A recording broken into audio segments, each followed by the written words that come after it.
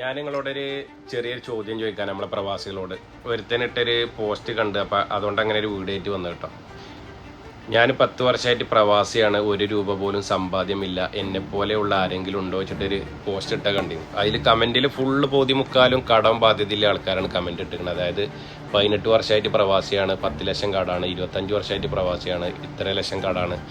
അപ്പം ഞാൻ നിങ്ങളോട് പറയട്ടെ, നമ്മൾ ഇനി പുതുതായിട്ട് പ്രവാസികളാവാൻ നിൽക്കുന്ന ആളുകളോടും ഇപ്പം നിലവിലുള്ള പ്രവാസികളോടും എനിക്ക് പറയാനുള്ളത്, നമുക്ക് വരുന്ന വരുമാനത്തിനനുസരിച്ച് ചിലവഴിച്ച് ജീവിക്കുകയാണെങ്കിൽ ഒരിക്കലും കടക്കണിയിൽ പെടൂല. നമ്മൾ വരുന്ന വരുമാനം 100 ആണെങ്കിൽ അതിന് 200-നുള്ള ചിലവ് നമ്മൾ ഉണ്ടാക്കുന്നുണ്ടെങ്കിൽ നമ്മൾ എന്തായാലും ഇപ്പം നാട്ടിലാണെങ്കിലും പ്രവാസിയാണെങ്കിലും കടക്കണി. നാട്ടിൽ നിന്നുകൊണ്ടും കടല്ലാതിരിക്കൂല, ഗൾഫിൽ നിന്നുകൊണ്ടും കടക്കുക. നാട്ടിൽ അടിപൊളിയായിട്ട് കൂലിപ്പണിക്ക് പോയിട്ട് നല്ല കുടുംബം നല്ല അടിപൊളിയായിട്ട് കൊണ്ടു നടക്കുന്ന ആളുകളില്ലേ, ഡ്രൈവർ പണി എടുത്തിട്ടും കൂലിപ്പണിക്ക് പോയിട്ടും ഓട്ടോറിക്ഷ ഓടിയിട്ടും സന്തോഷമായിട്ട് അടിച്ചു പൊളിച്ച് ജീവിക്കുന്നുണ്ട്. എന്നാലും ഓരോ കുടുംബത്തിൽ എന്തെങ്കിലും സമാധാനത്തിനോ സന്തോഷത്തിനോ കുറവുണ്ടോ?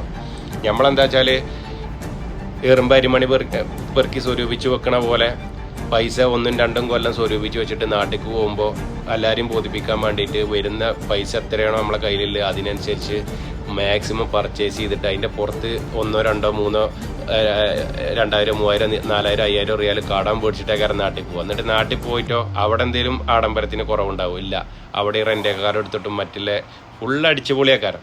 അപ്പം എന്താ വെച്ചാൽ നമുക്ക് വേറൊരാൾ തരാല്ല, നമ്മൾ തന്നെ ഉണ്ടാക്കിയിട്ട് വേണമെന്നുള്ളൊരു ചിന്ത വെച്ചിട്ടാണ് നമ്മൾ ജീവിച്ചെന്ന് വെച്ചാൽ പ്രവാസിയാണെങ്കിലും നാട്ടിൽ നിൽക്കുന്ന ആളുകളാണെങ്കിലും ഒരിക്കലും കടക്കണി പെടൂല.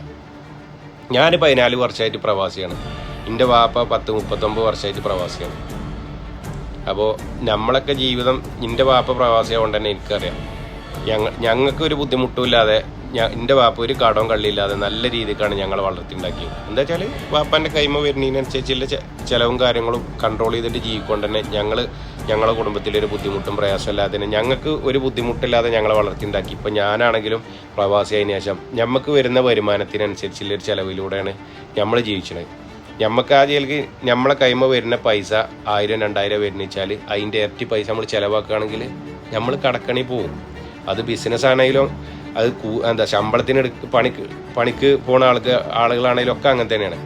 നമുക്കൊരു ബിസിനസ് ഉണ്ട് എഴുതിയിട്ട് ആ ബിസിനസ്സിൽ നിന്ന് 1-2 മാസം കുറച്ച് പൈസ വരുന്ന കാണുമ്പോൾ നമ്മൾ അതിലേറെ ഇരട്ടി ചിലവ് നമ്മൾ ഉണ്ടാക്കി കഴിഞ്ഞാൽ ആ ബിസിനസ് ഒന്ന് ഡള്ളാകുമ്പോൾ നേരെ കുത്തനെ കീപ്പട്ടേക്ക് പോകും നമ്മൾ.